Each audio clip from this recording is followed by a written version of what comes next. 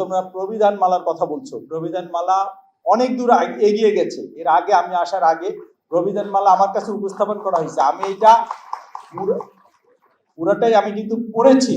পড়ার পরে আমার কাছে মনে হয়েছে যে এইটা আমি যদি পাশ করে দিতাম তাহলে এক ধরনের কথা, কিন্তু এটা আমাদের মন্ত্রণালয়, স্বাস্থ্য সেবা মন্ত্রণালয়, তারপরে জনপ্রশাসন মন্ত্রণালয় এটা অনুমোদন দেবে। সো দ্যাট ওইখানে পাঠাইতে গেলে জনপ্রশাসন কি চায় ওদের একটা ফরম্যাট আছে, সেই ফরম্যাট অনুযায়ী পাঠাইতে হবে।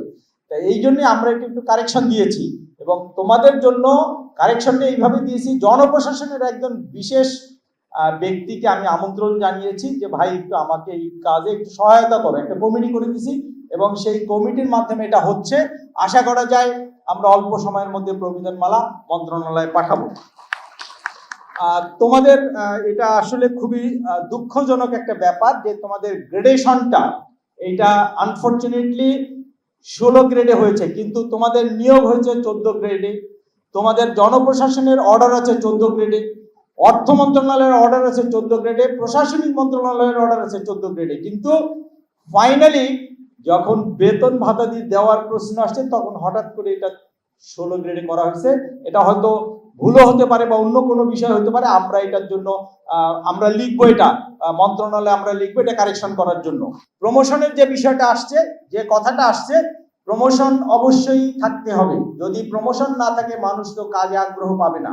আমরা হেড অফিসে যে অ্যাসিস্ট্যান্ট ডাইরেক্টর আছে, উপজেলা লেভেলে আমরা যে প্রমোশনগুলা স্কোপ আমরা তৈরি করতেছি, এটা প্রবিধান মালায় ইনক্লুড করা লাগবে।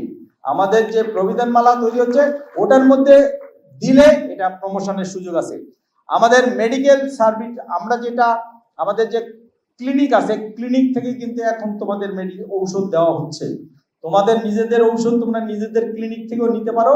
এর বাইরে যদি ঔষধ দরকার হয় আমাদের সচিবালয় যে ক্লিনিক আছে ওখান থেকে কিন্তু ঔষধ দিচ্ছে। আমরা চিঠি দিয়েছি, সেটার ভিত্তিতে দিচ্ছে। আরেকটা জায়গা আছে আমাদের, যদি কেউ অসুস্থ হয়, চিকিৎসার দরকার হয়, টাকা খরচ হয়, তখন কিন্তু এটা আমাদের কর্মচারী কল্যাণ বোর্ড একটা আছে, সেখানে আবেদন করতে হয়। কিন্তু তোমাদের প্রবিধান মালা হইলে ওই যে ওখানে 150 টাকা প্রতি মাসে কিন্তু কাটতে হয়। ওই টাকাটা যদি তোমরা কাটা শুরু করো তাহলে কিন্তু ওইখানে তোমরা এই সুবিধাটা পাবা।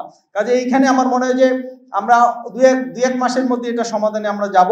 আর পরিচ্ছন্নতা কর্মী যেটা বলা হয়েছে, এটা বেসিক্যালি স্যারও আছেন যে পরিচ্ছন্নতা কর্মী কিন্তু একজন দরকার। আমরা যদি একজন মহিলাকে পরিচ্ছন্নতা কর্মী হিসাবে ডেইলি বেসিসে নিয়োগ দিতে পারি তাহলে কিন্তু এই অফিসটা চালানোর জন্য সুবিধা হবে। একজন মহিলাকে কিন্তু এম্পাওয়ার্ড করার সুযোগ আমাদের তৈরি হবে।